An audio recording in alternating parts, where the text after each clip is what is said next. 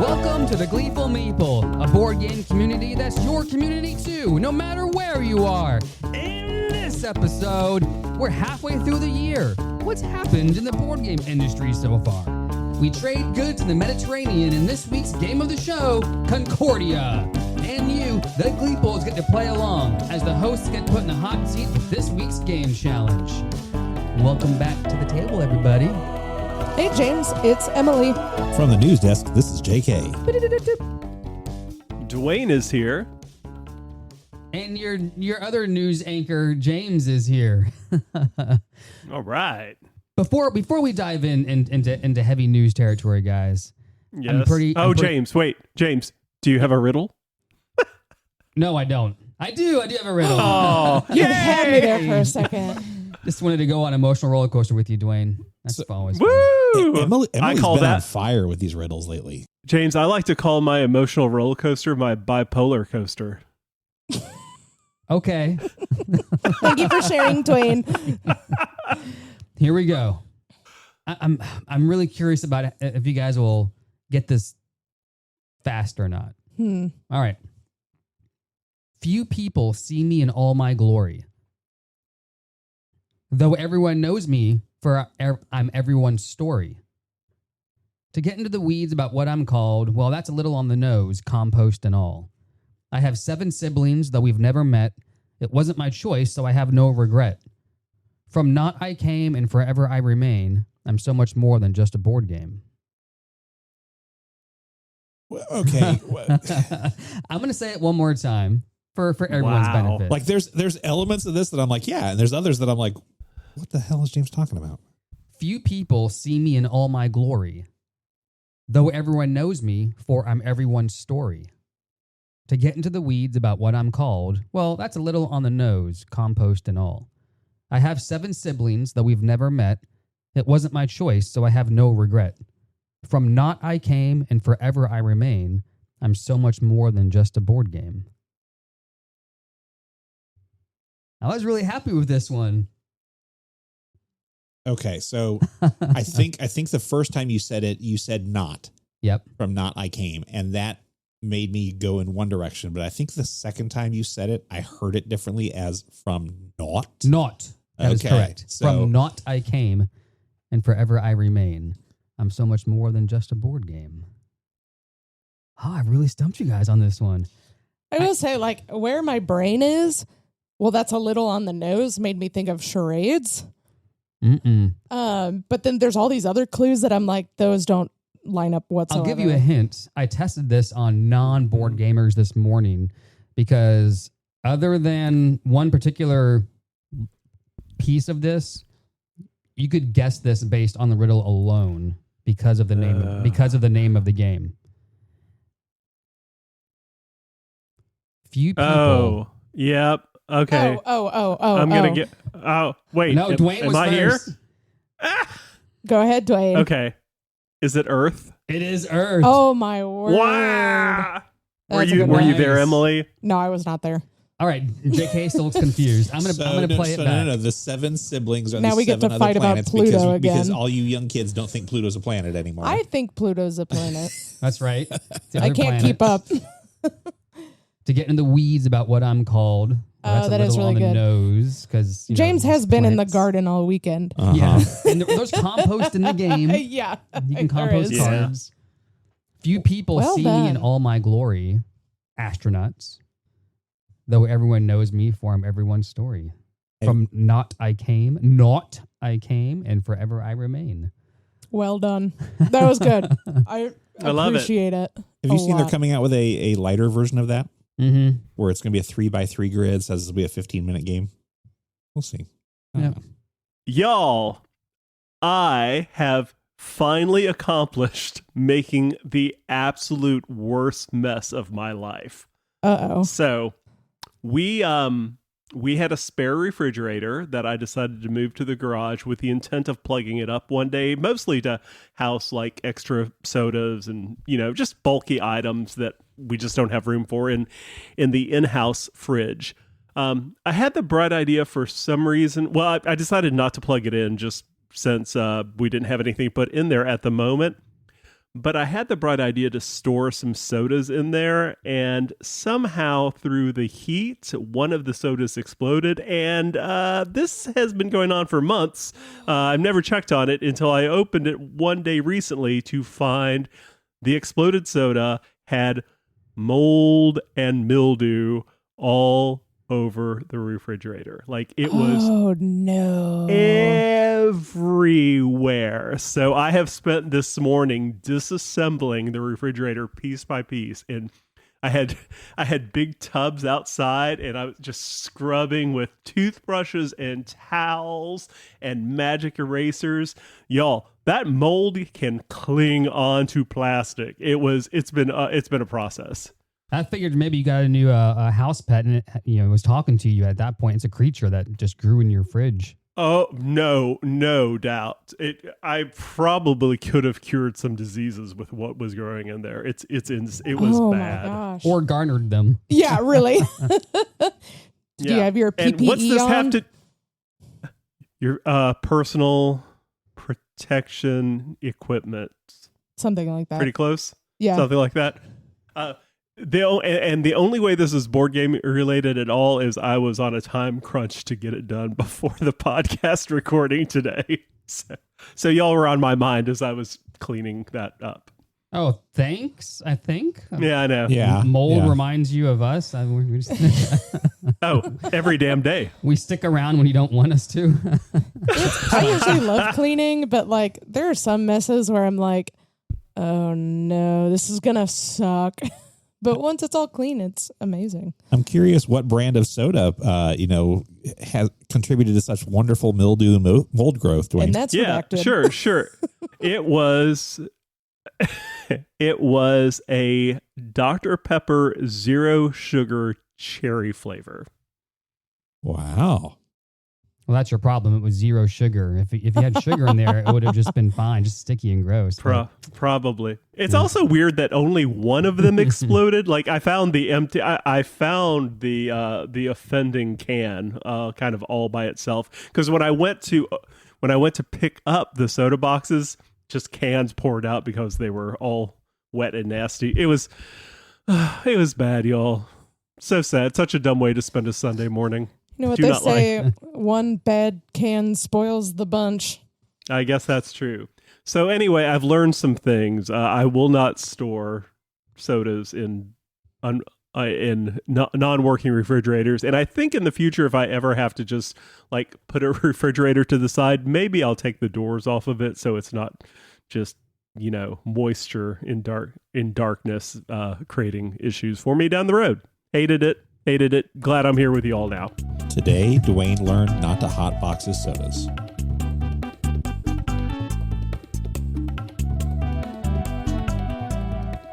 Well, just like Dwayne's predicament was months in the making, we have half a year's worth of news that has been 6 months in the making for board games. And we thought it would be fun to look back on the last 6 months and just call out some highlights, some exciting things that have happened to games and companies that we know, not just we love, but our listeners love, our community loves, things that maybe y'all hadn't heard about, and just some odds and ends of, things we keep track of. And worth noting, we will have an episode coming up as we lean into heading to Gen Con, where we're going to talk a little bit about some of the games that are being released at Gen Con, some of the upcoming products. We're probably not going to dive too deep today into new games that are coming. This is just more industry news, maybe some awards, some things that are happening throughout the space. Yeah, I brought a couple of games, game-related things that I just know our community in particular might not have heard about in terms of announcements. But other than that, yeah, just some odds and ends. And I don't think there's really much rhyme or reason to it. I think JK and I just kind of have a list of things that spark some interest that we're going to share and go through. Yeah, for sure. I'm very interested to see Well, you came up because Should we rock, paper, scissors for who's going first? Sure. This is where it always goes wrong, though. Is Yes. it on 3 or after 3? It's on shoot. 1, 2, 3, shoot. Oh, see, not on 3. yeah, it's on shoot. everyone Yes. knows that, Okay. right? Oh, is that right? Always. Right? Always, yes. 1, 2, 3, shoot. You go first. Oh, All I go right. first. All right. First on my list, this is a game that we've mentioned before, Dwayne and I in particular, because it is much a part of our gaming history, but Descent. Descent from Fantasy Flight Games has been around for a long, long time, early aughts, I would say. Mhm. And it's gone through multiple iterations, the original, then second edition, and then the most recent third edition, if I remember correctly. Third edition, which is more digital. It's based off of some of the software that they've used for Mansion of Madness, second edition, and stuff like that. But they are discontinuing Descent after all these years. Wow. Yep. They're getting rid of it, and they had released Act 2, which was additional scenarios and stuff, and Act 3 is no longer in development. So that's the end of an OG, I think, for Yeah, Fantasy Flight absolutely. games. That's don't really interesting. I had not heard that. I have not played Descent. Dwayne, it's in your collection, right? No, not any longer. I had to. I had the lovely Tombstone box edition of it, or coffin box. I forget what they call those old school large Fantasy Flight boxes. But I've basically had to get rid of it just because I had 4 or 5 other of those games, and they take up a lot of room. So that one did not make the cut. All right, so that's sad news. Let's talk some good news. So nominees have come out for the Spiel des Jahres, which is German for Game of the Year. There are 3. I'm just surprised. I'm surprised it's time again. It feels like we just did this. Yep. Nominees are out. I think the final voting is October or November before the winners are announced. But there are 3 categories. They basically break this down into Spiel, Kinderspiel, and Kennerspiel. The easiest way to lay that out is Game of the Year, Kids Game of the Year, and Advanced Play Game of the Year. So let's talk about the Kids Games of the Year first. We have 3 heavy hitters in Mookie Island, Boo Party, and Verflixt Verzalbert. Okay. Yeah, I don't know a single one of those. Yeah, I didn't get any of Nope. that. Nope. So let's lean into instead the Spiel nominees, which are just the standard Game of the Year. We have one that is apparently going by 2 different names depending on where you find it. So it's either Dito or Jinx O. We have Cozy Stickerville, and we have Morty Sorty Magic Shop. And I can honestly say I've heard of one of them. I've not played any of these 3.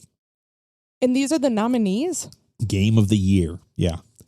I've heard of Wow. Stickerville. Cozy Stickerville is the only one that I even remotely know. That's what, yeah, because it was like after coming off of Bomb Busters, I'm so surprised. I'm like, Well, I will say for the Spiel, and this even goes for the kids' games, because even though I don't pay attention to kids' games, I don't have kids, I don't watch it, so I wouldn't know the games anyways. In addition to that, the Spiel is, it's very much an international This award. is a European-based award, yeah. So there's a lot of games that get nominated that we actually either never see in America, or they come out 3, 4, 5 years later under different names.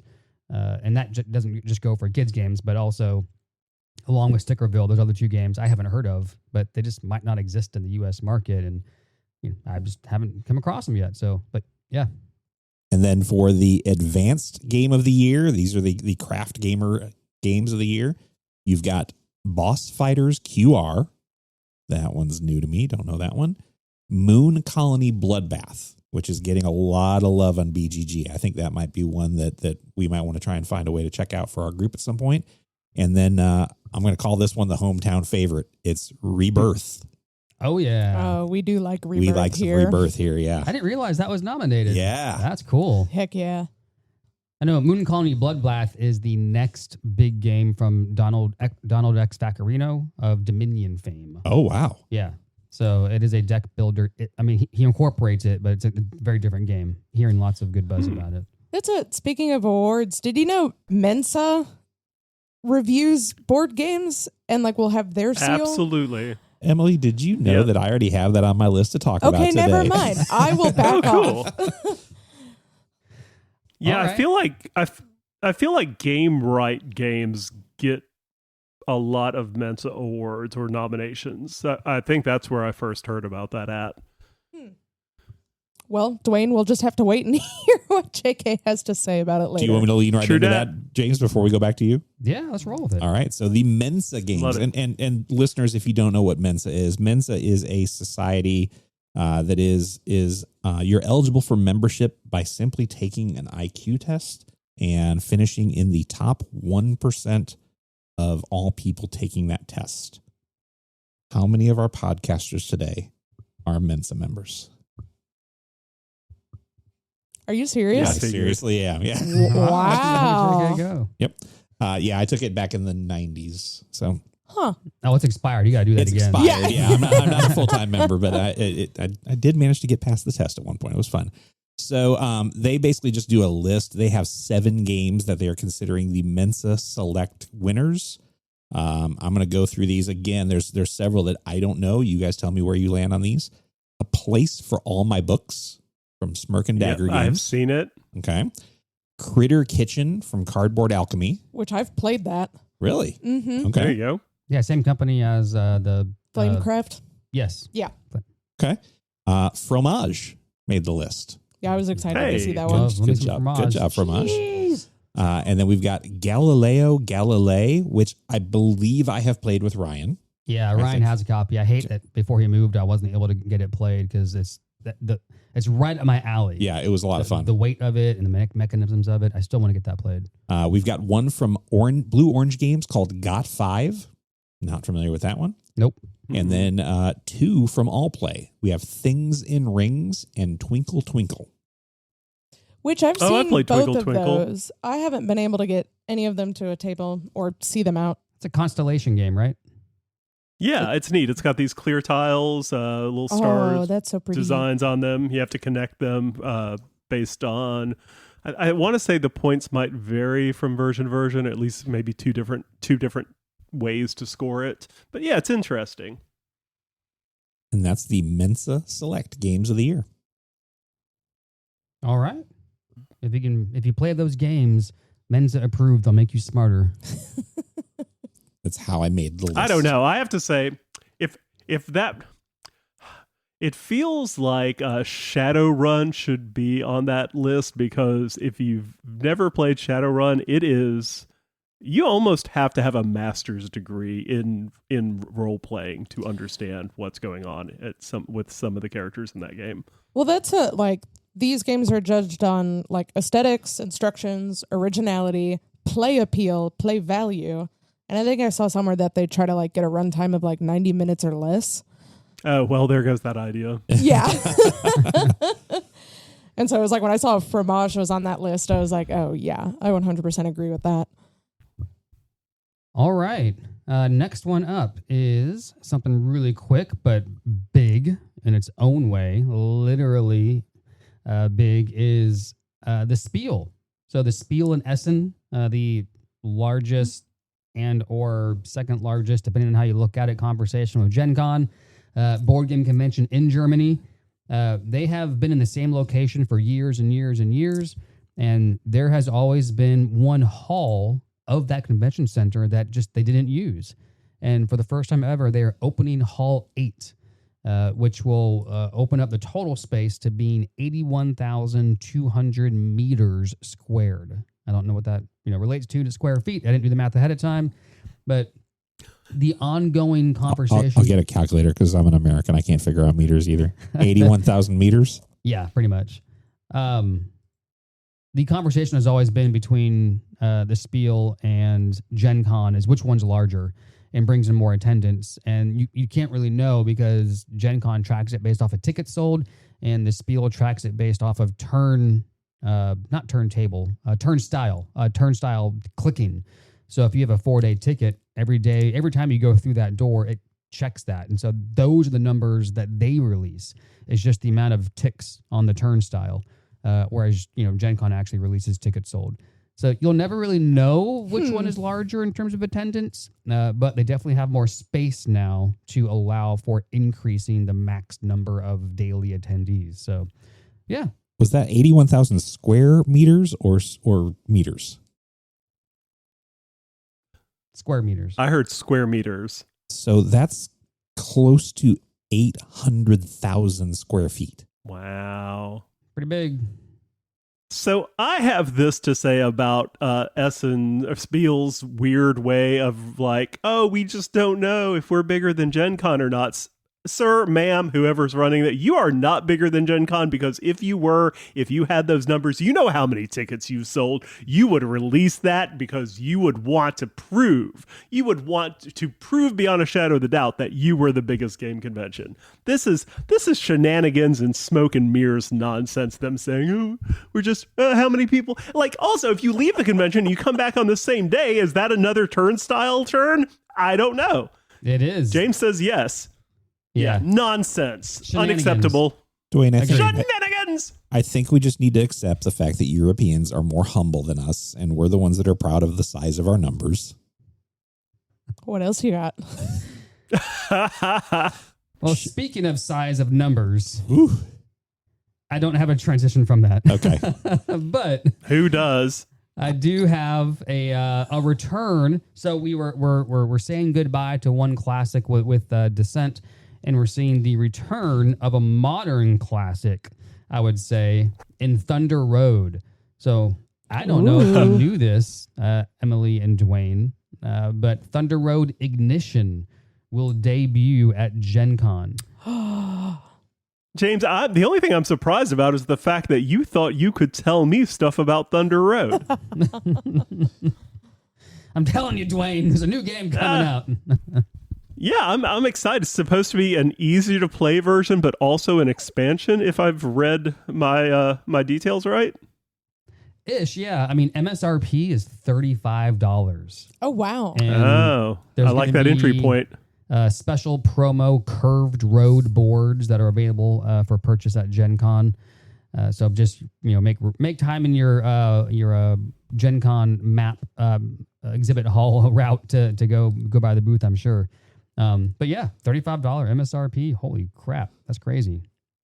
They're also doing something interesting at Gen Con where you can play it and take your copy. Like they've got the tickets for that event are at a price point where you're paying a little more than retail, but you get to play it. You get to try it with others at Gen Con and then take a copy home with you. No, probably sold out at this point. Right. James, you mentioned big numbers, and I thought you were going down this road, so I'll go ahead and do this. Can we talk about CMON? Let's please talk about Oh CMON. my gosh. Let's just play a tennis match here, JK. And I have my articles pulled up. You have your articles pulled up. We'll just ping pong back and forth. So what's the state of CMON right now? They have pulled the plug on crowdfunding launches and new game development about 12 months ago.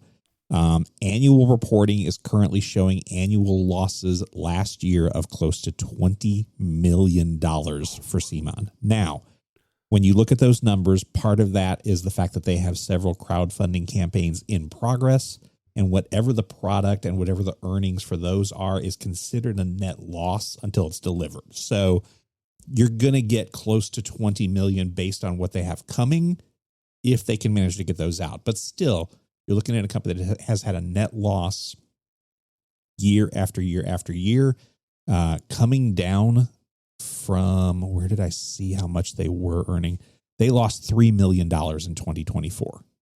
Lost $3 million. Meanwhile, Asmodee picked up their IP of Zombicide and put that on crowdfunding, and they got $4.1 million out of that. And soon will be the new Cthulhu Death May Die expansion that they're going to be resubmitting to the public. So that's all just lost money for CMON. Yeah. Asmodee also acquired Japan Brand from CMON. CMON bought Japan Brand a couple of years ago, I want to say. Really influential for bringing Japanese games to other countries' markets. One of their biggest ones is Machikoro, which a lot of people have heard of as a Japan Brand game. And Asmodee acquired that. So now Asmodee owns that along with Cthulhu and Zombicide. So just selling stuff off to try and make money. But, if they want to go ahead and lock in on a safe bet to make money, Emily, what were you telling me they were doing now? Investing in NFT video games. Yeah, don't get that at all. Like, what is wrong with them? I don't understand. We'll have to spend some time once all the dust is settled on CMON to go back through and maybe just make that an episode where we talk about where it started and how it ended. But if you're involved in any of these games, here's the still outstanding projects they have not delivered. We have Mordred, which is still aiming for Q2 2026. Probably not going to happen. Masters of the Universe, the board game, Clash for Eternia, aiming for Q3 2026. Deceased, like DC East, so it's a DC game. It's like DC Zombicide, basically. Yeah. Huh. DC Superheroes United, those are both for Q4 of 2026. Then God of War, Massive Darkness, Dungeons of Shadowreach, A Song of Ice and Fire Tactics, and D-Genesis Clan Wars. Those are all crowdfunding campaigns that are still outstanding that they're trying to get money and funding for to be able to, deliver to backers. So the CMON saga continues. Well, I'll take the next one. This was a pretty big article back in January when it came out. A pretty big story, I should say. And it is from the publisher that puts out Root, the Leader Games, the original. Two of the original team members, which is Patrick Leader and Cole Worley, are leaving or at this point have left Leader Games. So the publisher, the house that built Root and a bunch of other games, they left to form their own company. And from what I heard, it was all amicable from the story and all that, but just creative differences, and decided to do something different. So they left Root behind, but Leader Games did allow them to purchase both Arcs and Oath from them to take with them to the new studio. Leader Games is a different company now. It's not Leader that left. It's Cole Worley and Kyle. Oh, you're right. I'm sorry. The artist. Kyle Farring. Yeah, Kyle Farring, the artist. Kyle Farring and Cole I was Worley. about to say, that's huge news. Yeah. Yes. So Patrick Leader's still there, and they still own Root and are of course doing other games as well. But the original designer of Root and the art. So when you see that art on future games, it'll actually be at a different company. Yeah. So if you're an independent board game designer and you have a new product that's coming out and you want to try and get this on people's radar, one of the easiest ways is to simply pay for an advertising campaign on BGG. Uh-oh. Just don't call your game Possess Me, Satan. Oh my gosh. Because what spun out of that was a seriously crazy chain of emails from the head of BGG advertising, claiming to want to exorcise the demons from this guy's personality, and it was just it was a hot mess. That said, BGG fired him, so there's no longer a person in that seat. BGG apologized to the company for the experience. Possess Me, Satan. Yes, it has a controversial title, but it's a very tongue-in-cheek game. It's kind of like a hidden role, trying to figure out who it actually is that's possessed by Satan and getting them out of the game, I believe.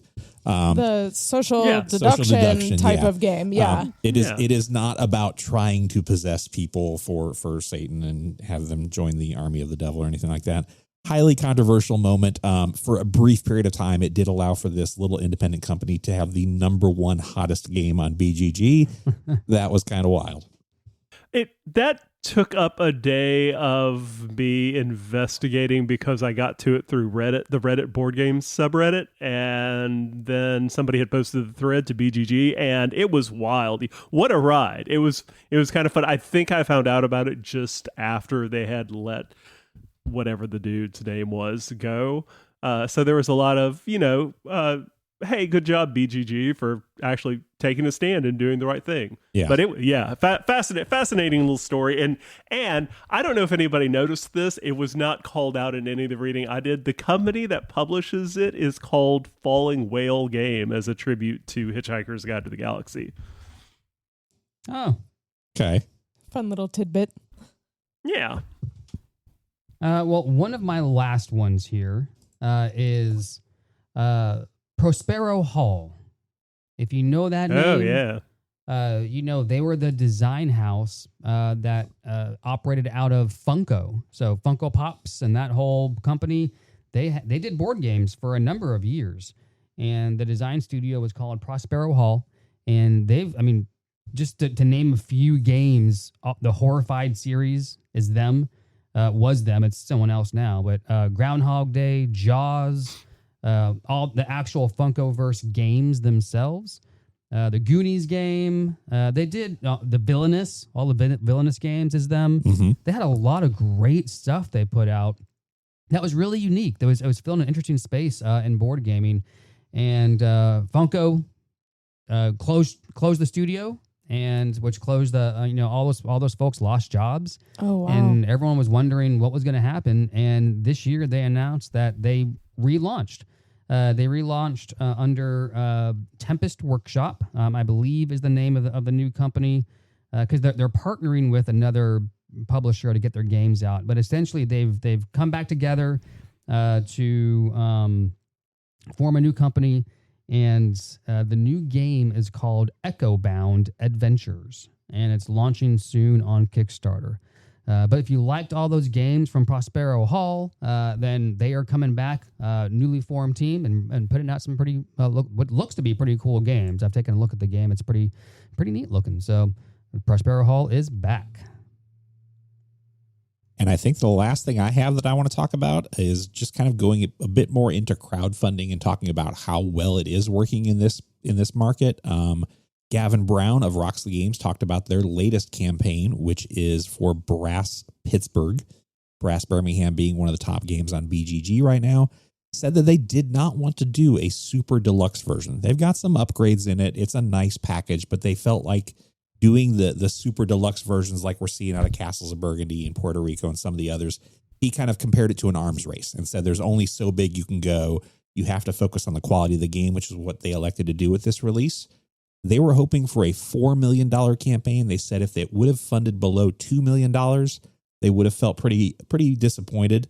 They ended up at $9.1 million for Brass Pittsburgh. So huge campaign for them. A lot of success, showing it how to get it done on GameFound. I do have a question. Is Pittsburgh like in Philadelphia? Because I got fooled for Birmingham. Well, Birmingham is not in Alabama. We're talking Birmingham, England. Right. Okay. Is there a Pittsburgh, England? No, there is a Pittsburgh in the United States. Yes. But there's a Birmingham in the United States too, Jake. Hey, that logic doesn't hold up. Yeah, the coal industry in Birmingham, Dwayne, that was just, historic. Everyone knows all about it. Tell me you're from the South. Telling me you're from the South.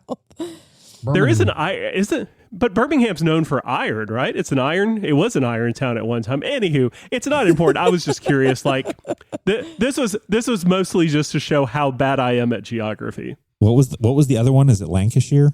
Is there a Lancashire in the United States? I would say there probably is. Are you having a go with us?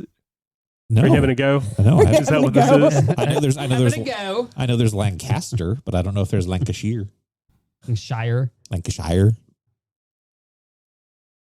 Anyway, Brass Pittsburgh. Go try it out. Well, and that is the news, guys. There's things we could talk about forever. That there's so many stories, so many games coming out, so many interesting things. Can't get to all of it, but hopefully something in there, was mattered to you. Maybe we'll do a recap at the end of the year. Probably not. All right, moving on.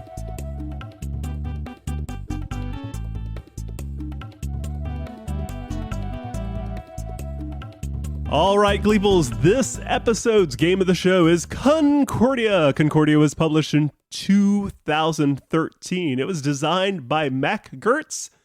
It is currently at an 8.1 on BGG. It plays 2 to 5 people, but it's at its most gleeful with 4 players. JK, walk us through Concordia. Concordia is a highly regarded economic strategy game set during the height of the Roman Empire, where players expand their influence by establishing trade houses across the Mediterranean and producing, trading, and transporting goods such as brick, food, tools, wine, and cloth. Rather than relying on luck or direct conflict, the game revolves around clever card-driven action system. Players use character cards to perform actions like moving colonists, building settlements, producing resources, and acquiring new cards, while those same cards also determine endgame scoring. The challenge lies in balancing expansion, economic efficiency, and card acquisition to create powerful engine while anticipating opponents' moves. Known for its elegant rules, deep strategic choices, minimal randomness, and rewarding long-term planning, Concordia is often considered one of the finest Euro games for players who enjoy optimization, economic development, and indirect competition. That's Concordia. Just don't look at the box. What is it not So known true. for? It is not known for its being a color. pretty game. Yeah. Beige. Yeah, there's not. It's a beige board with muted colors. Yeah. I definitely underestimated this game at the beginning. Like, you just struck the nail on the head, JK. Like, it is known for its depth, and that's something I think I had forgotten when we started, because it's like your turn consists of playing a card and just executing its actions. Uh-huh. And I'm like, yeah, I've played Aquatica before. And then it was just like, as the game developed, I was like, oh no. There's so much. Like, I'm Yes. missing a lot. And let's talk about the rules for this game. It's like a one-sheeter, y'all. There is almost for a game that has as much depth as Concordia does, the rules are minimal. This was one when I first got into craft board gaming. I think I've talked about this before, that I kind of went after all of the top games that were on BGA's top 100 list, and this was one of them. And when I bought it, I liked it. I understood the system, and I went, yeah, this is a fun game. I should play this more often. And I kept bringing it out to different events and trying to get it with different play groups. And just the visual image of that box cover, the kind of dullness of the map, every time I would lay it out and be like, hey, do you guys want to play Concordia? Pass. It's just not one that draws people in. But it does not. But when you do get people that know the game and want to play it, I've had several plays with friend of the group, John, and that crew. It's a really, really intense strategy game based around a very simple rule set. Yeah, and it's old enough to where, because it looks the way it looks, that if you entered the hobby recently, you probably haven't seen it around or heard about it because it came out in 2013. So it doesn't have that really going for it. But man, for me, it's just, it is a classic Euro game that, I mean, it's the one that everyone, when you hear trading in the Mediterranean, it came from Concordia. Because it's literally, you just have a few different resources that you need to trade to then sell to make more money, to then get more resources, to then trade to sell to get more money. Like, it is just trading in the Mediterranean. That's, there's not much more to it than that. And so it's that when it comes down to it. But it's so clean, so simple. It's what inspired the card play in Aquatica. You mentioned that a moment ago, Emily, right? You eventually play out your hand of cards, and there's one card left over that you play to then reset your hand and pick all your cards back up. Get them all back. Yeah. Yep. So it's, it introduced that. I don't know of a game that did that before Concordia. I might be wrong and just not aware of it, but I'm pretty sure it started that. The other element that I just adore about the card play in this is everybody starts out with the same deck of cards. I think we all have 7 to start the game, somewhere in that ballpark. But one of the pivotal moments throughout the game is you are buying new cards from a market, and those cards are going to give you actions during the game, but those cards also contribute to scoring at the end of the game. And so all of us have a vastly different scoring table that we're looking at to figure out how we're going to score points when this thing is all said and done. That is just ridiculously brilliant. Yeah, because that's where, like, I feel like I had just kind of gotten in that, like, okay, I'm just going to start doing some things and then just see where I can go from there. And then when I realized, like, how the scoring was working and, like, how it's displayed online and whatnot, I was like, oh, I need to start making my way towards this because I'm doing really well in this. But then in order to get this, I should have built up an engine that helped me get like the resources I needed to make that possible. And so then like my game ended up just like being really slow in the back half. That's one of the fun and challenging parts about the game too. Did you see what our scores were throughout most of the game? No, I thought we couldn't see that. There's zeros. Yeah. Okay. Yeah. There's zeros. Okay, you don't know what anybody's scoring because you don't know how their whole engine is scoring them out. I was like, I'm not keeping track of how many cards everyone has. Like I was watching that. Oh, I know. And that's, because I was like, I just got to focus on me. But yeah, because that's also like the game tracker. Because like, then I started realizing like, oh, we're almost done with this game. When the last card from the market is bought, we're done. That's the end of the game. Or when when a player places their last, they look like houses. What are they actually called in game universe? Settlements. That could, but that can also trigger the end game. Which, speaking of end game, I feel like I have played a lot of Concordia recently, and I feel like one thing that casual Concordia players may miss about this game is it's a race game. You want to get your settlements out and your cards collected as quickly as possible to have a better chance of beating the other players, because not only through accomplishing that are you increasing your own score, but if you do it if you are the person who triggered the end game, you get a bonus 7 points. Congratulations. So that can be divisive in a game.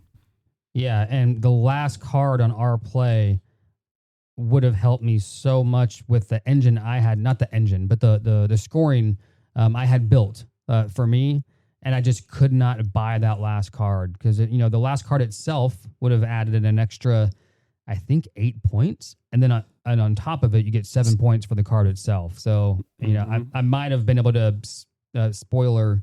I might have been able to squeeze in that win if I had gotten that, but I didn't have the silk. I couldn't get the silk in time and I didn't know how many turns we had left. I figured JK was going to buy the card just to end it. And that's why I had to like make a decision.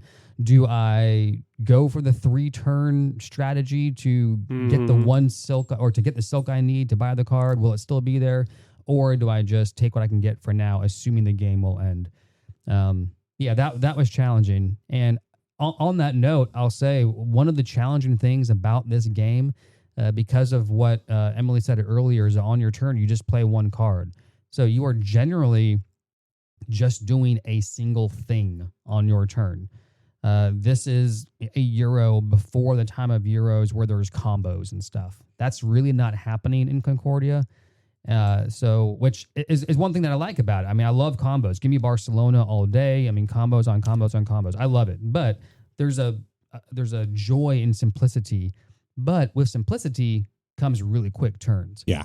And really basic turns. So if you want to accomplish something, I mean, you want to talk about a game where you're thinking 3 moves out, this is one of those, because on your turn, okay, I need to do this thing, but I'm 2 steps away on each turn. I can only get one of those steps. I can't get to it. There's no combos here. So, okay, this turn, I'm doing this. I'll take that step. Oh, wait, Emily just did that.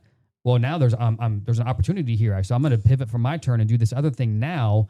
So that was turn 2. Now on turn 3, I'll go back to my other plan. So I do that. So on my 4th turn, from the moment where I had that thought to do this thing, I finally accomplished it. So, and bear in mind, the whole time you're kind of like delaying all of those actions. It's a racing game, so the longer you delay, the more intense it gets. I really enjoy. I think there is some interesting player interaction in this game. One is the Prefect Magnus card, which circulates the players. It goes from player to player based on when someone uses their Prefect card to gain goods. So that's one thing I'm always watching the other players, like who has that card and when are they likely to Prefect again. And then the worst thing about that is when you're ready, when the player next to you has that card and they play that Prefect and they're like, no, I'm just getting the money, which means the card doesn't move. So that's fun. That's a great aspect. And then I also like how the coin cost of building in a city will increase based on the number of players that are already in that city, which means it behooves one to get to those cities quickly and build before anybody else gets there. But in a 4-player game, that means some cities can get really expensive towards the end of the game. Yeah, it doesn't just increase by 1 or 2. It multiplies by the number of settlements there, which, there's a coin cost for every type of settlement. And if one of them costs, it's a brick and let's say a brick, a stone, and 5 coins, which I think is more expensive than stone is. But brick, coin, 5 stones. Next person in there is 5 times 2. It's 10 coins for them. It's brutal. Over time, there have been plenty of expansions to this. I think Concordia Salsa is the main one that people play, but there's also been numerous different maps. So you can play different parts of Europe, different cities. And there's also recently been an announcement that there is going to be a brand new super deluxe beautified version of this. And as critical as I am of how Concordia looks, but how much I love the game, heck yeah, I'm buying a super deluxe version of this game for sure. Yeah, it's gonna be hard not to. It's just so good, and I want all the maps. I've only played on a couple of others. One of them brought in ports, which is just another mechanic, so it changes stuff up a little bit. But I've kind of gotten that from like Castles of Burgundy. I hadn't played it a ton leading up to the special edition coming out. And now I've played it a lot more and gotten to enjoy some of those new maps. So yeah, I'm all about it. Pretty neat though. It's so straightforward, so simple, but also pretty cutthroat. If you see someone, what made playing on BGA a little challenging is because Board Game Arena, because turns are so fast. It really behooves you to pay attention to what cards people are buying. Because that will inform kind of what their strategy is and where they're going. That was hard to do. Yeah, and it was harder to keep track of that because we were playing async. If it was real time, it would have been fine. But we're playing async, and so I'm always having to go back to the history to see what someone purchased, so I know not only what their strategy is, but also if I was thinking about doing something and then they bought a card that kind of got ahead of me on that, I was like, well, now that they have that card, if I can time it perfectly or just right, there's a card in the game you can play that lets you copy somebody else's card. Yes, like, the diplomat. I'm just going to let them play that card from now on, and I'll hold on to one of my diplomats and play that when they, so you're, to make sure I do that, I need to buy my own extra diplomat from the market. So I'm going to go for that. I'm going to pivot. That's where the pivot comes in. I'm going to buy that now and then go back to my original plan. I was just thinking of the We're the Millers meme. It's like, you guys had extra diplomats? Yeah, because all the cards in the market are just better versions of the base cards for the most part. Yep. The only unique ones are the ones that produce goods. But other than that, they're just upgraded versions. And so, yeah. Speaking of the BGA implementation, my biggest frustration with it is I like to play on my phone as much as possible. When I don't know if this is an iPhone thing or what, but when you blow up the map to a certain size, it refreshes the screen, shrinks everything. I crashed. I went into the same issue because it would reload the page, and then I ended up crashing the web page, and I was like, I'm just gonna have to do this on computer from now on. How far were you? Because you cannot see. I'm on Android. You cannot read the words. Yeah. Okay. It's so tiny. I could not, even though I know what the cards look like, I could not make out enough details in how the default size, the default settings. I could not make out enough information to pick a card, and so I would try to blow it up, and nope, too much. Refresh. I got pretty good at finding exactly where I needed it well enough to make a basic turn, but if I had an advanced turn, I was going to my computer all the time for this one. Emily, I knew when I brought this game to the table that you were the only one that hadn't played this before. What were your initial impressions? Beige, bland. I don't see what everyone else sees. It's one of those, it's like, I actually like that. And like one of my other like first gut reactions were like, man, I just have not been playing games with this theme. Like, that sort of like Mediterranean Sea, like definitely not modern times. And like, I was like, oh, I've just been playing a lot of like colorful games, like a lot of like, I don't know, animals or whatever. Like it was just, yeah. And so there was a point where I was like, I just gave up on my sea colonist.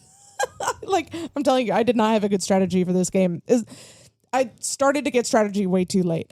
But yeah, it was just like me and my like single colonist, like trying to make settlements around Europe. Now that you've kind of gone through the game, I guess you can kick it off. What were your thoughts? I am itching to try it again, not asynchronously, and like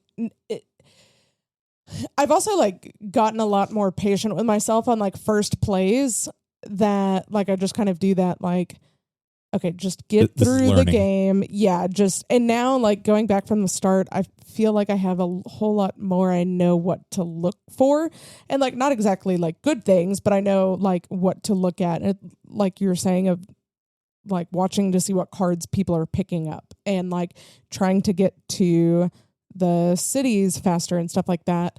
Because I feel like it's one of those games where it's like you don't know how to start your engine. Like you don't know how to start getting resources. Because I think I'm a very like next best thing type of, like that's how my brain works. And like the next best thing might take up like 4 or 5 turns to set up. Mm-hmm. And then like by then it's like, okay, well I could have gotten like this thing in fewer turns, but is that the best thing? Because it's like you can't quite know what the best thing is when you're like just so new to the strategy of it all.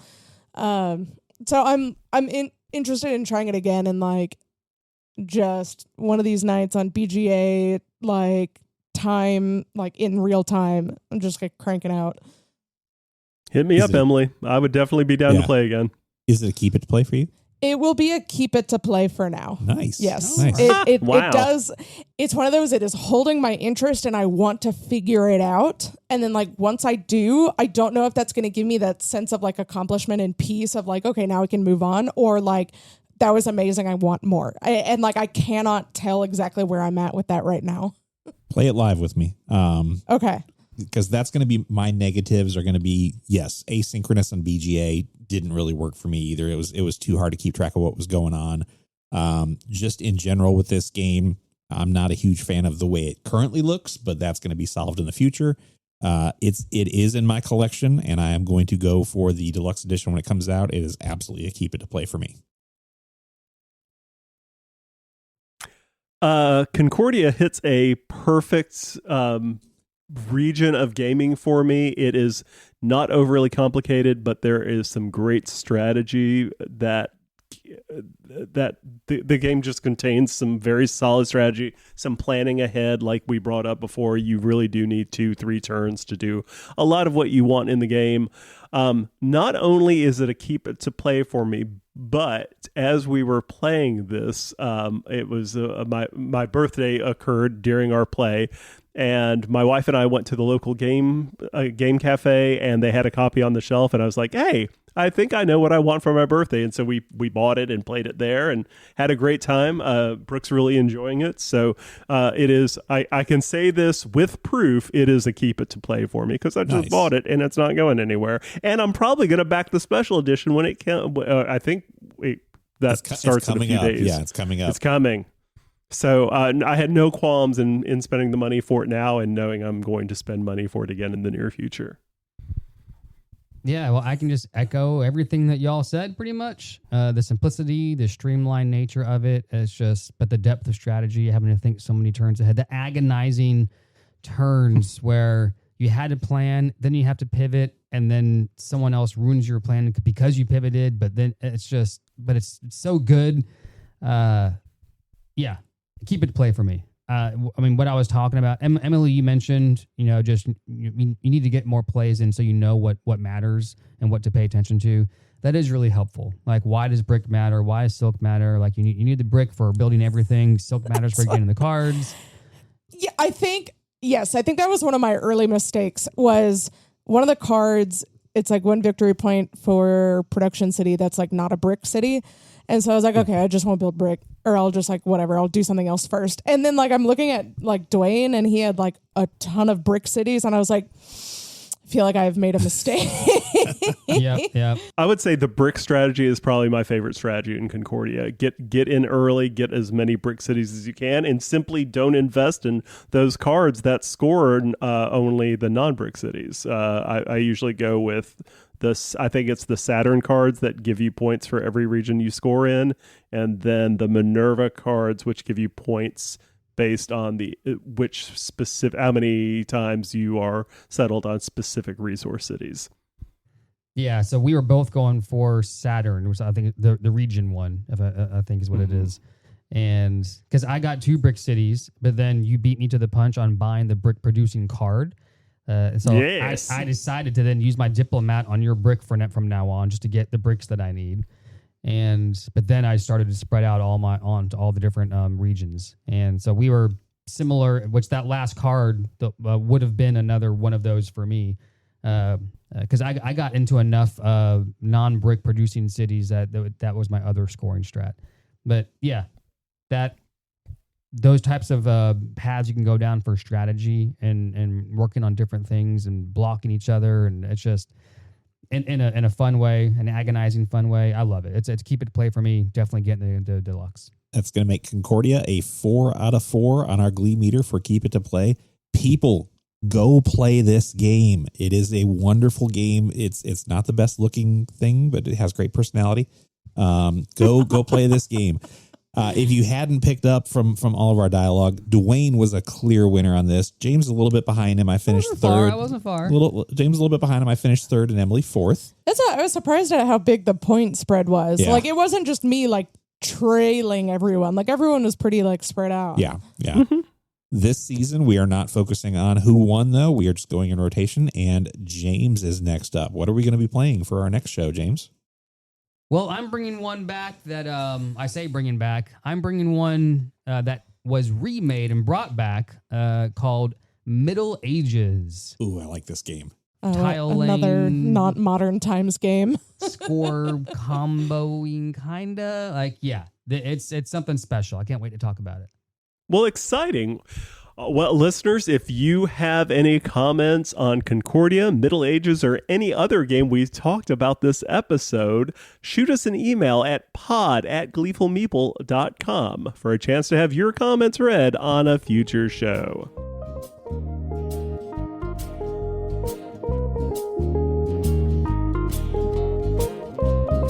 So I think we've talked enough about board games that it's time to play a game on air. No, not a board game, a game about board games. James has brought us a game to play on air. All right. I am going to bring some board game knowledge questions to you all. We're going to go around the room, and I have some games pulled up. Their component lists pulled up. Uh-oh. And I'm going to go down the list of these games' components and see how many it takes for you to figure out what the actual game. Don't be looking at my screen, Emily. I'm not looking at your screen. See how many components it takes for you to figure out what game it is. You do not every guess that you need, every clue you pass essentially gives you a point. You do not want points in this game. Ooh, Got it. Okay. You are each going to get 2 games. Otherwise, we'll be here all day. Mm-hmm. And then whoever has the least amount of points at the end of this will be the winner. And Okay, got it. It'll be as fair as possible. I mean, some of these are harder than others. There's no perfect world here. So Can we guess after every line? That was going to be my question. Oh, yes. Yeah. Okay. That's the idea. I'll give you one at a time, and you get an opportunity to guess Heck each yeah. time. Okay, got it. So I think I'm going to choose which ones to start with and who to start them with. We're going to start... He's going to start each one with, you get a game board. Yeah, really. Oh, I was thinking, You're not JK, wrong. that's so funny, because I was hoping it was like one rule book, All right. pair of dice. Yeah. We're going to start with Emily. Uh-oh. Emily, your first game. One board with a dial. With a dial? Game of life. No. 17 cards. It's such a specific number. It is. Oh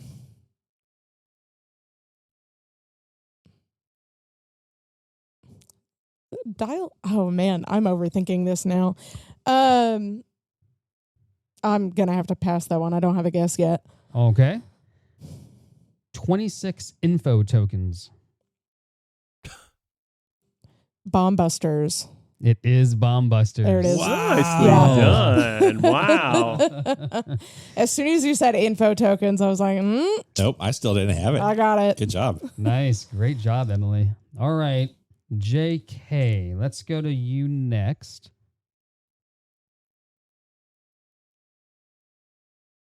We will start with one game board. Marrakesh. You are wrong. 8 player color markers. Ooh. Okay, so something can play up to 8. Eat doesn't have player color markers that I know of. Neither does Death May Die.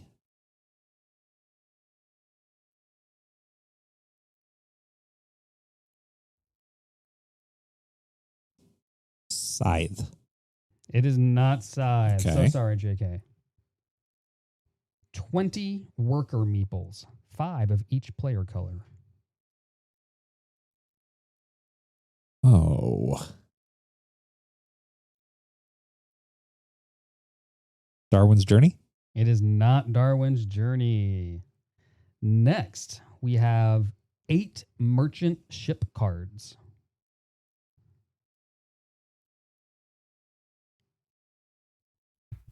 Merchant's Cove? It is not. Oh, Merchant's no. Cove. Racking up some points here. Look at you go.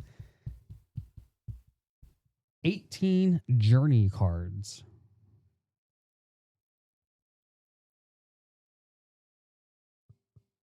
JK, you should try Darwin's Journey. I believe I've said that. Is it Vantage? It is not Vantage. Oof. I'm pretty sure you've played this game. Let me help you out here. You can just keep going in order. Well, it's all over the screen. Of course. Here. 36 monster cards. It's Champions of Midgard. It's Champions of Midgard. Mm-hmm. Dwayne's like, I knew this on guess 1. What took you so long, JK? I think I had it by the time you got to the meeples. Look at it, Dwayne. Dwayne, go. All right. Can that play up to 8? Or is there just like 8 like... No, there's 8 player color markers, probably for the score track and other tracks and things. Oh, so Yeah. like 2 copies of 4 Mhm. Yeah. potentially. Got it. Yeah, probably 2 of Plot twist. Yeah. Red herring. Yeah, I took that the wrong way. each. All right. Let's go over to Mr. Dwayne.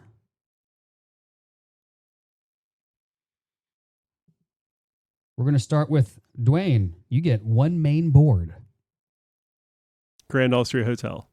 It is not Grand Austria Hotel. So sorry. Next up, you get 16 crew cards.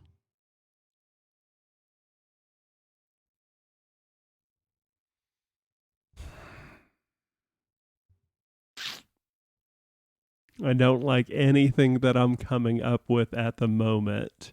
16 crew cards. That's too few for the crew. I'm going to pass and wait. Oh, not even going to give a guess. All right. Next up, we're going to do 40 coins. 28 value 1s and 12 value 5s.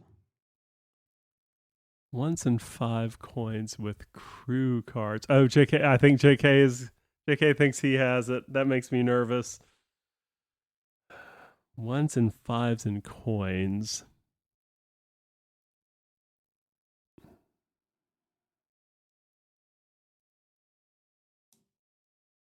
I'm blanking so hard. I'll pass. Okay, we're passing. We're on to the next. You are going to have 5 tents.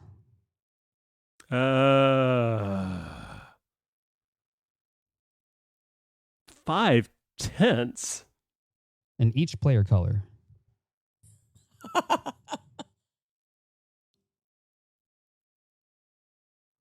I thought I had it. Now I lost it. I think I have it. Is it Lost Ruins of Arnak? It is not Lost Ruins of Arnak. Yeah. Good try, though. Good try. We are going to move on to 12 special action tiles. Oh, maybe never mind. Oh, wait. It's also really like testing the terminology that I refer to things as. I know, right? Oh, the special action tiles feels important.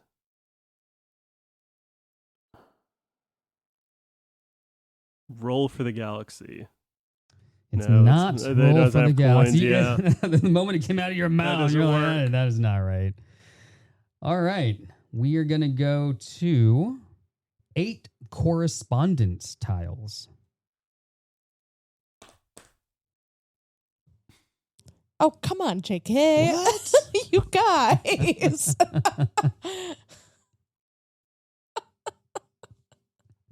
I love it. You're going to hate yourself. Oh, you're going to be so Oh, I'm mad. sure. I don't think JK owns this. JK's he keeps staring at his shelf, and I don't think he's going to find it. Nope. We're at the wrong house. Yep. Correspondence tiles. There's so many little clues in here that I'm like, I should be getting this, but I can't come up with anything. Oh, JK just got it, I think. You want to give a guess or pass? I'll guess the crew, but I don't see how that could be that. It is not the crew. All right, keep going, fine. James. All right, next one up. We're going to have 16 temporary knowledge tokens. The look on Dwayne's face right there was great. I'll give you an easy one next, Dwayne. I I promise. was about to say, I don't know what this one refers to, or I'm forgetting what this one refers to.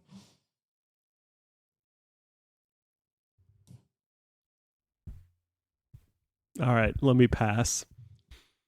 All right. We're going to do 16 museum tiles.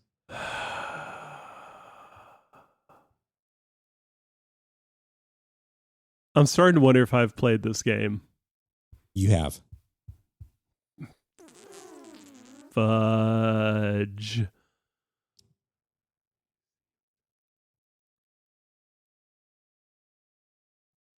Has he played this Wow. physically? Yes. Yeah. I believe so. Yeah. If I'm right, yes. Yes. Oh. But if it's the game I'm thinking, Dwayne was not. Hey. Okay. Any guesses, Dwayne? 16 Nope, museum not a tiles. one. Not All a right. one. Moving on. Let's get there. 56 regular wax seals. There we go. Oh my gosh. Is it this Darwin's Journey? We just said it. Hey, you And Dwayne has left the building. can get your Yes. payback later. Oh, man. Oh, so angry. What was the temporary knowledge one? This purple. That's the purple. That's okay. a wild. Yeah. You can get temporary ones to spend as wilds. That's right. If you get the purple wax seal, it's permanent. But yep. Completely forgot that's what those were called. All right, cool. Good Yeah. times. I'm loving this game. Oh my god. Yep, My here we revenge. go. My revenge next episode is going to be Yes. so I'm sweet. sure. And for the record, I think Emily is killing us at this, Dwayne. Yeah, Well, this is not great. I'm gonna give her Oh, a no. challenging one here. I'm gonna right. play nice. I was like, after taunting Dwayne for how many clues was that, James? Yeah, it was a lot. All right, Emily, your first clue is one main board. Parks. It is not parks. 10 player markers in 5 colors.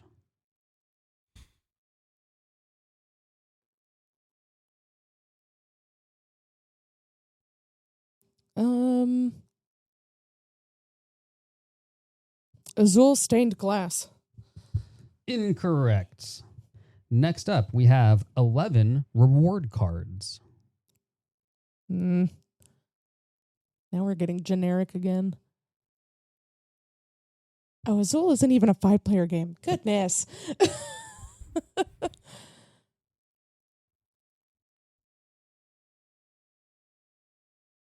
Carcassonne. It is not Carcassonne. It's not Carcassonne. Next up are 35 clay. Stone Age?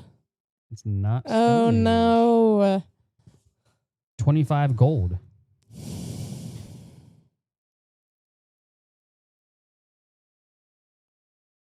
$11 reward cards, 5 players. Catan? It is not Catan. Oh, that's brick. The points are racking up. Oh, no. Next up, we have 50 silver. That's annoying. Really have to do the resources one by one? Yep.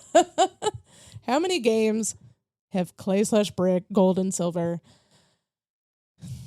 And a main game board. And You're leaving out out the Just key one. Yeah, very Just important. one. That's not my guess.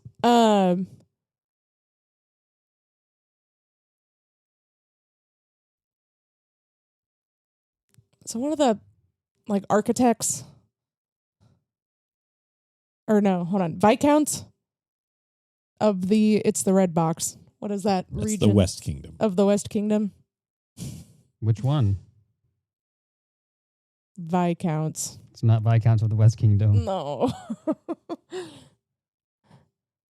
You said it. It's Architects of the West Kingdom. Architects. I should have gone with I'll my give gut. it to you. Thank you. I'll give it to you. Good guess. I was going to give you an easier clue after that one, but I was like, I'm pretty sure that's 5 players.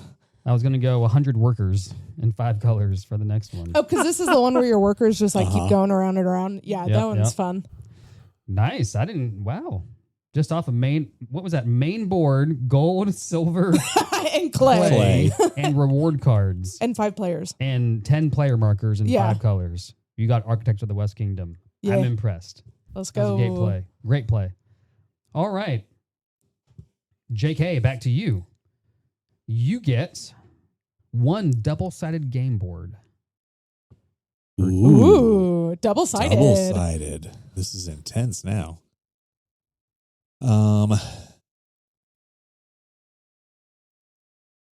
Just to create tension, you'd have to get it in 2 to tie. Emily. Oh, that's not happening. There's no way.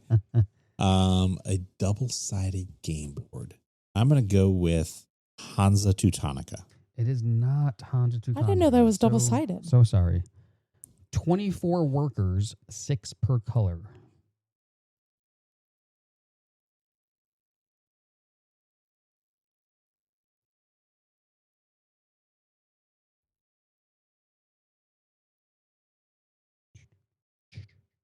I feel like you wouldn't give us another Garfield game, so I'm going to deviate away from that. That was a nice hiccup there from Emily, just a little bit off the microphone. 24 workers, 6 workers in 4 colors. Hippocrates. It is not Hippocrates. What a guess, though. I like it. 4 boats. 1 per color. I think It I is know. Rajas of the Ganges. It is Rogers of the Oh, Ganges. goodness. Wow, well done. Very fast on that one, JK. Which means you got it. What? Yeah. Did I take the lead? I thought that was Ty, because you got 2 guesses, which you Yeah. missed. And then to got it on win. the He third. got it on the tie. Yeah. Yeah.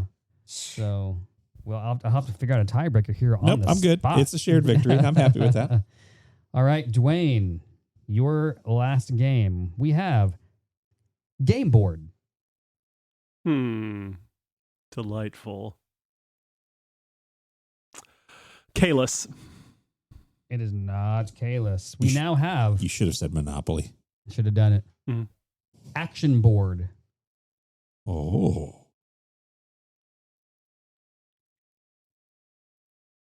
So a separate board for taking actions.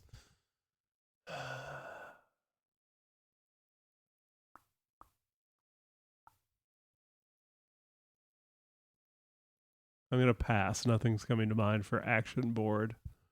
Okay. We now have 24 wooden discs in the 4 player colors.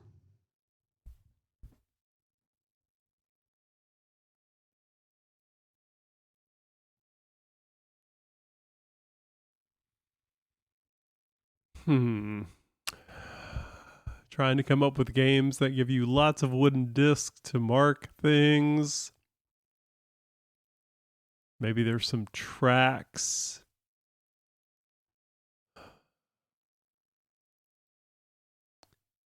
Terra Mystica.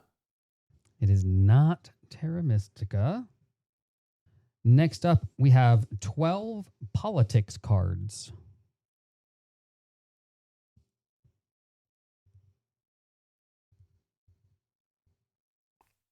Twilight Imperium 4th edition.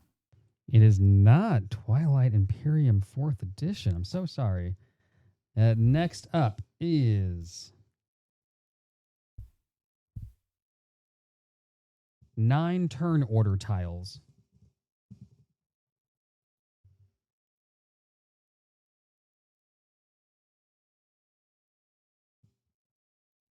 Nine turn order tiles. Can't even think what a turn order tile would be used for. Marking where the turns are. Like, It's pretty unique. Doesn't pop up in a lot of games. No.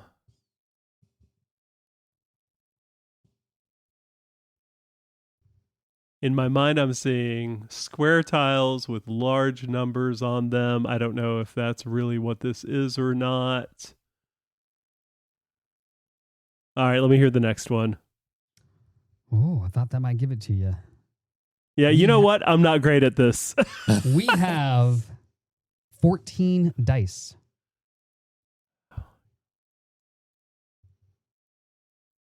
that's a very specific number. 14.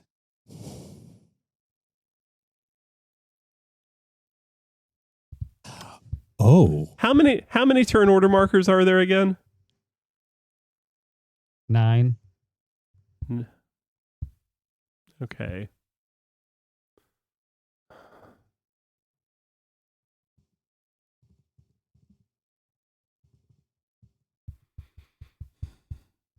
I think It's not Teal'tum, is it? It's not Teal'tum. Mm-hmm. We have, I mean, almost everything else I got for you is the name of it is going to give it away. I think I know I it. think. We're going to go with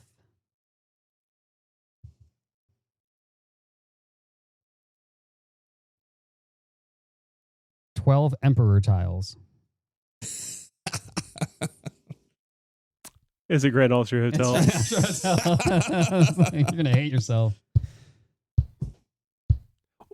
I can't come forgot up those with were a turn called order. politics cards. It has. Oh yeah, that's the 9 problem. turn order tiles. I can't come up with what the 9. I do know because it's Like different it's the number for 1 the player 4. account. Yes. Yep. Yes. Yeah. Oh, 'cause I was like, it's that right came to there, mind when I Dwayne. said Teal'tum. But I couldn't make the turn order markers work for me. Well, isn't that life? Also the dice. Anyway, thanks, James. That was delightful. You're welcome, Dwayne. I'm so glad you enjoyed it. Aren't you my best friend? Oh my gosh. I knew the politics card would be the weird one because probably no one remembers that they're called Yeah. politics cards. Yeah, I didn't. I thought Is of that- all the is that people the Dwayne would know. Is that the objective cards? It is. Yeah. I have never in my life That's referred right. to those as the politics cards. Oh my! How are those politics?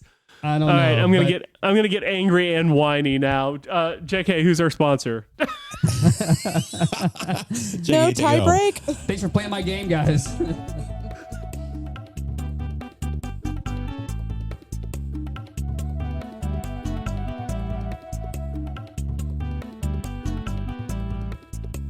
All right, everyone. Thank you for joining us for another episode. We appreciate you catching up on all the news with us. We'd also like to thank our sponsor for today. Hey, it's lunchtime at the mall. Head on down to the food court and hit up Arthur Treacher's Fish and Chips, the meal you can't make at home. Don't know that one. Oh, man. Arthur Treacher's was so good. It was like a good... James, you don't know that one. We did it. They've already sponsored us before. That's right. Uh-oh. And they didn't pay us, so I forgot about Were them. they a first season sponsor as well? They were one from the season of allegedly Dead Company sponsors, Yeah. because I had just heard of them and found out that there were a few remaining locations. They're so good. It was like a precursor to like Long John Silver's and such, but man, it was such better quality. Sad that they're gone. Arthur Treacher's Fish and Chips. Anyway, if you would like to email the show, email us at pod@gleefulmeeple.com, or you can find us on Instagram at gleefulmeeplepod. That's going to do it for today. We'll be back in 2 weeks. Thanks, Gleeples. Bye. Goodbye. Bye, Gleeples. Bye, everyone. James, I can't stay mad at you. I'm sorry.